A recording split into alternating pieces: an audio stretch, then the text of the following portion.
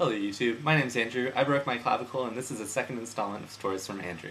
Today I'm going to tell you about the time I did a book report without actually reading a book.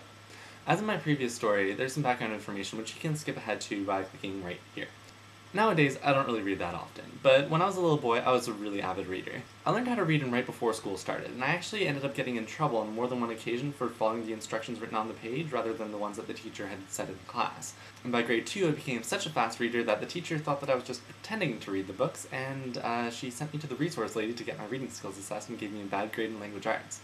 Which is kind of stupid because everybody else in the class knew that I could read and they would ask me how to spell words for them because that way they didn't have to go up and ask the teacher. Anyway, because this whole ordeal happened, I sort of lost interest in reading and I got by in school by doing as little reading as possible.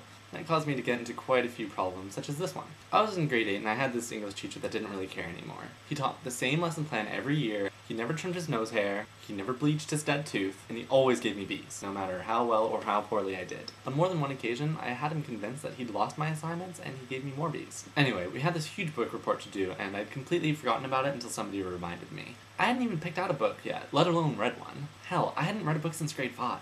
Oh, and the project was due in 2 weeks. There was no way that I was going to be able to read a book and do the assignment in 2 weeks. It was at least 8 pages of writing, and we had a presentation schedule, so we needed to present some parts of this assignment to the class. And quite frankly, my reading skills hadn't improved all that much since grade 2.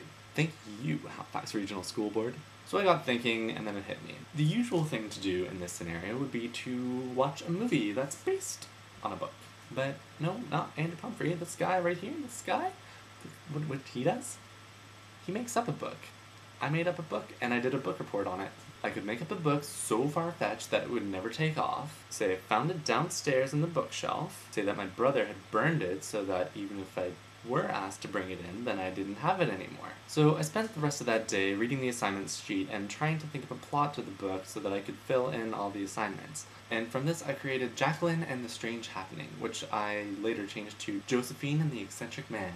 It was a story about an ugly, unpopular girl who had personal hygiene issues, and she wasn't very smart. She wanted more than anything to be popular, but she really didn't have anything going for her. Until one day, when she was on the bus and she saw this eccentric-looking man with some flowers. The eccentric-looking man had dropped one of his flowers, so Josephine bent down and picked it up and gave it to the eccentric man and said, "Here you go." The eccentric-looking man said, "No, this flower is for you, and as long as you hold it, you will have whatever you desire." So naturally, Josephine freaked her freak, and she got off at the next bus stop and ran the rest of the way home. Which was good, because she was terribly fat and she needed the exercise. Josephine was sad when she got home, and she figured she had nothing to lose, so she looked at the flower and wished, "I wish more than anything to be popular." And the next day, everyone treated her like a star.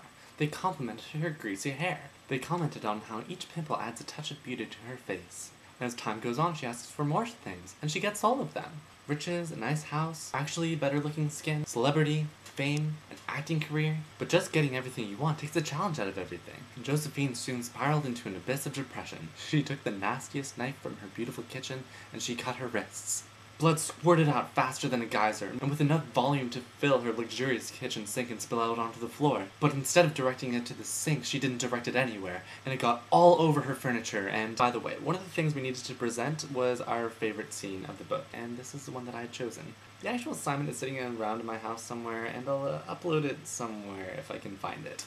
I may have added a few embellishments here or there, but the content was pretty much the same. Now, being 13, I told a few of my friends about my brilliant idea, and word spread around class like head lice. And I told my best friend, listen, there are a lot of assholes in the class, so if during question and answer time, or any time during the presentation, if somebody asks if the book is real, I want you to speak up and say, "Yeah, I read the book, it's really weird." And right around the suicide scene where I stop myself, David Cho belts out with a, "Is this book real?"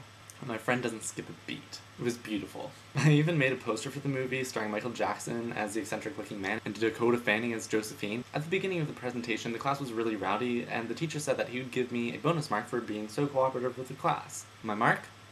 B+. And that concludes my story. I've got another story about why I became an atheist, which you can go to by clicking right here, and a video where I shoot fire in my face, which you can get to by clicking right here. So check them out. If you like this video, I'll be making lots more, so subscribe so that you can get updates whenever I post them. Toodles.